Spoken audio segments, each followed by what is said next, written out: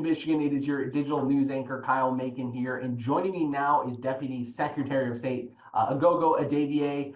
Sir, it is a pleasure to have you on here, and thanks again for your time. But before we Absolutely. get started, I wanted people to get to know you. So if you could just tell us about yourself. Yeah, well, I'm glad to be here with your whole entire audience. My name is Aghogho Edevbie, and I'm the Deputy Secretary of State, and I've been the Deputy Secretary of State for about 2 years now, focused on making sure that wait times are down in our branches, that people can get their services online so they don't have to come into a branch, and also just making sure that our democracy remains strong.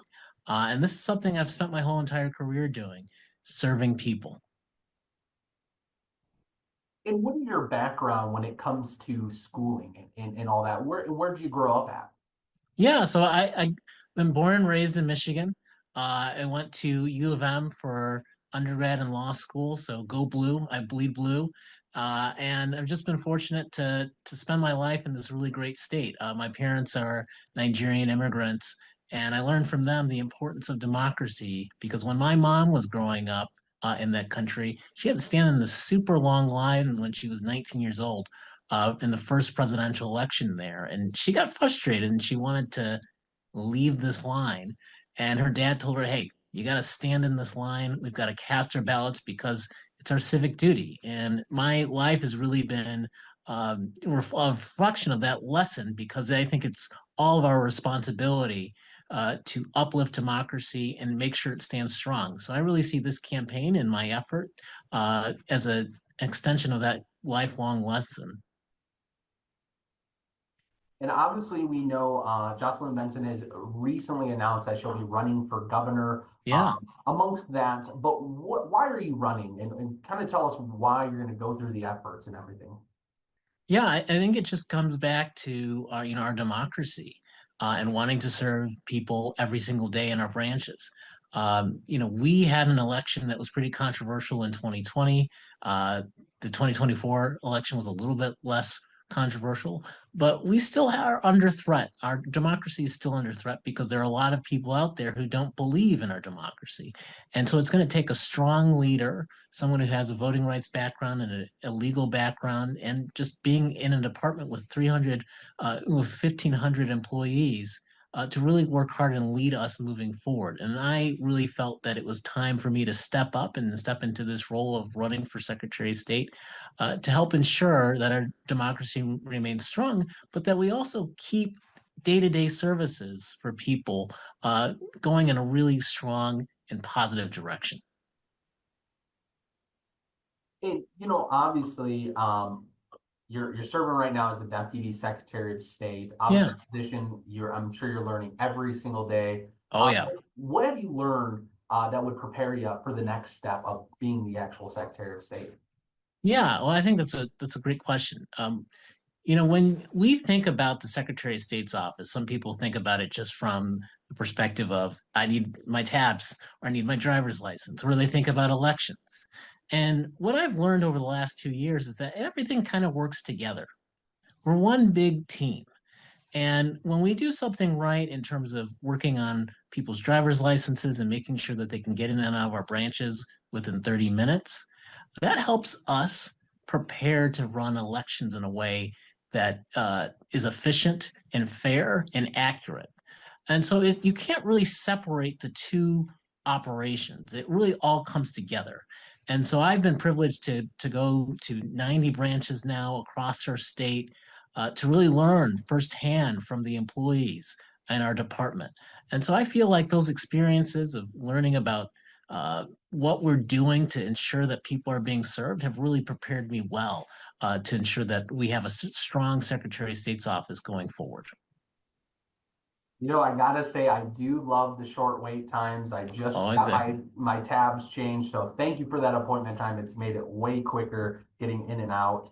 But Yeah, and obviously, it's not a flip of the switch. It's not a flip of the switch.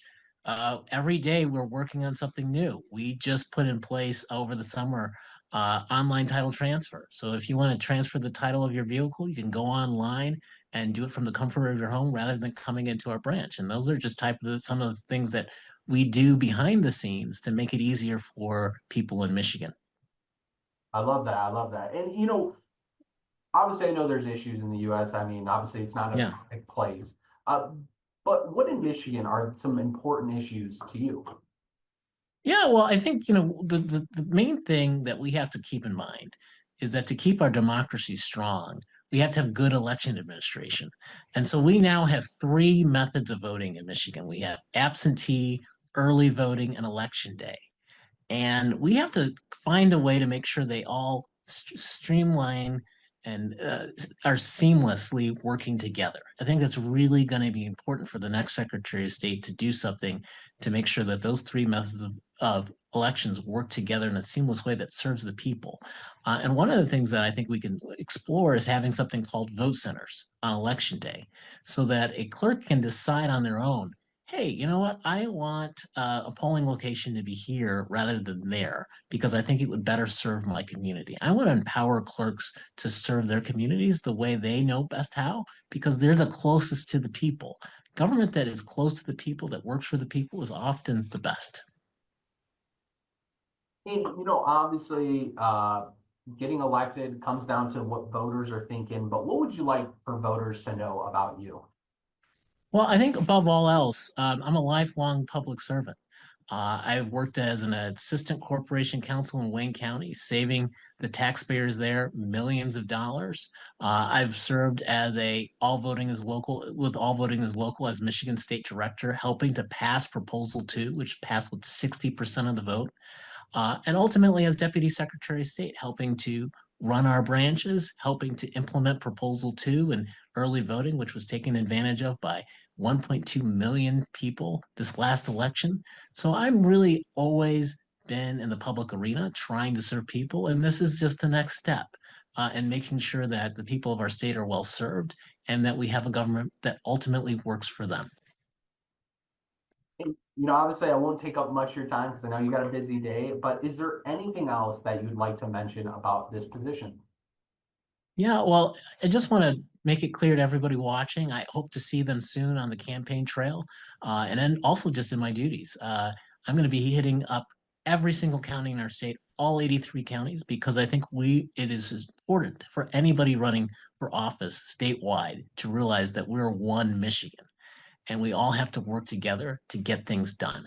So I'm really proud and privileged as Deputy Secretary of State to wake up every morning to work for the people of the state, and I'm looking forward to doing it for the years to come.